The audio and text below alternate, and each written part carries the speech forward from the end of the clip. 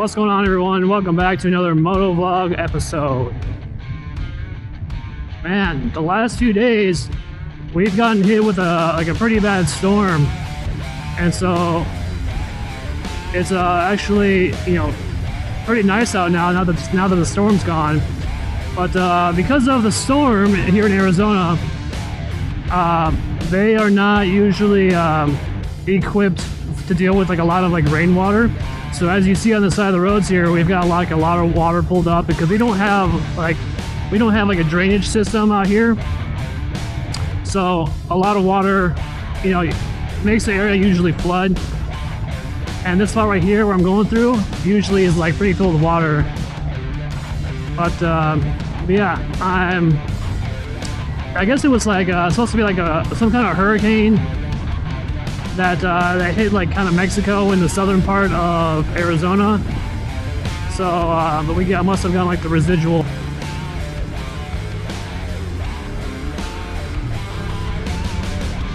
So I figured I'd tell you guys my experience of what it's like living in Arizona.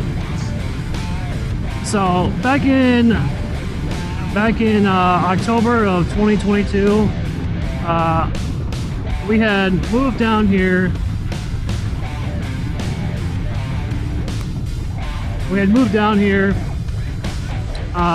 So that way we can, because we wanted to get away from, we lived in Seattle for quite a long time. I personally lived down there for almost 20 years, and I was kind of getting sick of, Washington, and the weather over there, and just everything in general with Washington. It was just getting way too expensive to live. The cost of living itself was just getting higher and higher every year. It was just getting to the point to where it just is becoming unbearable, at least in my opinion, for the middle class workers. It's hard to survive that way and not be in any kind of debt. So we left Washington back in October of 2022. So we've been down here for pretty much the last 3 years. And I'd say for the most part of living here in Arizona has been pretty good. I haven't really had much of any complaints of living down here. Obviously the cost of living is way cheaper. Housing, if you want to buy a house or kind of rent a house, it's way cheaper. You're looking at for a decent apartment or a house, right, you're looking at about anywhere from mid 800s on a studio kind of thing,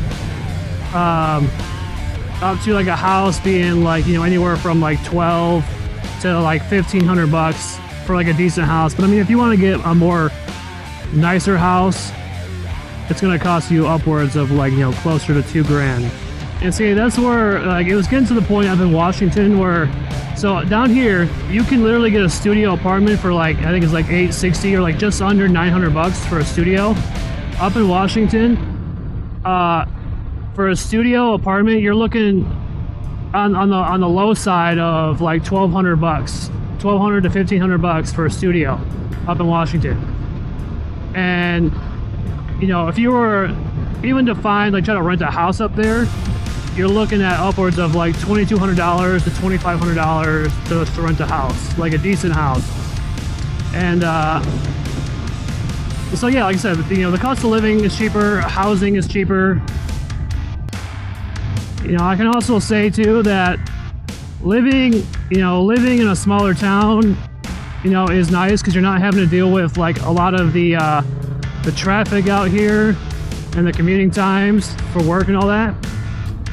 One of the downfalls of living down here, especially in this town, obviously it's different for a bigger city, but where I'm at, the job market, I've explained in a lot of my videos, the job market out here is horrible.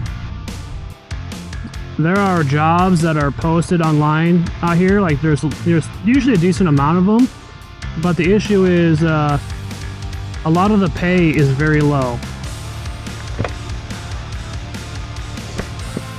Like the pay, because the cost of living is a little bit cheaper, the pay is more on the lower side. Where like the minimum wage out here I think is like 14 something, and so usually like a lot of the middle class jobs are paying anywhere from like 14 to like maybe 17 bucks. You might get lucky with like finding a job here or there, you know, that's paying upwards of 18 or 19, but it's very slim pickings out here, and that's kind of the downfall. So that's, yeah, like I said, that's the downfall of living in a smaller town over here. Now over in Phoenix, that's kind of different, right? You know, the cost of living over there is a little bit higher, so then, you know, the minimum wage is probably higher. I'm not sure what the minimum wage is over there, but I'll put it up here on the screen. And but yeah, I mean, overall, the experience of living over here in Arizona for the last 3 years, I don't really have too many complaints about it. The one major thing that I would probably say is definitely the heat in the summer. The summertime, it gets ridiculously hot. Now, it's weird because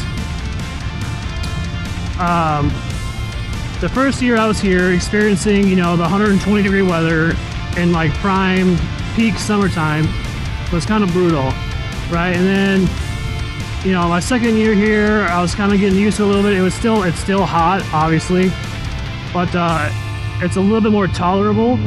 And this being my third year, the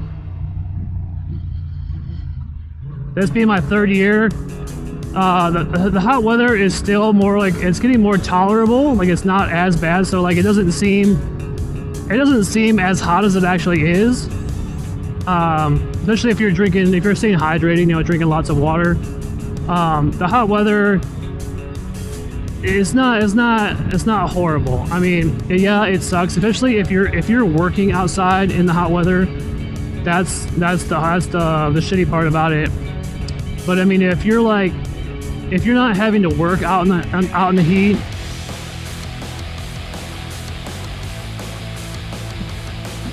if you're not having to work out in the heat, you know, and you're only going outside like a brief moment, you know, it's not as bad. But it's just, you know, like the prolonged amounts of time you're being out in the sun, where obviously you can get, you know, heat exhaustion or heat stroke, which is like, it's a pretty big thing out here because of how hot it gets. Now, I watched a video recently that of the hottest, one of the hottest places in the U.S., and that's obviously Death Valley. And I didn't know that it can get up to like 135 degrees over there. And just experiencing 122 degree weather over here, and I don't even want to experience 135. That would be like extremely brutal to have to deal with. But obviously that's like, you know, Death Valley, and there's nobody out there. It's all open desert. So yeah, the heat would probably be the number one thing that I would not recommend for people. Is, you know, if you're wanting to move down to Arizona, right, and you're not used to hot weather, right, and you can't really deal with like 95 degree weather, then I would suggest not moving here, because it does in the summertime get up to 122 degrees. It's different, and it'll be different in different other areas. So because where I'm at, it doesn't get as hot because I am higher up on the sea level, and so it's not as bad. So if you're in a town that's got like a lower sea level, then it's definitely going to be a lot hotter. Now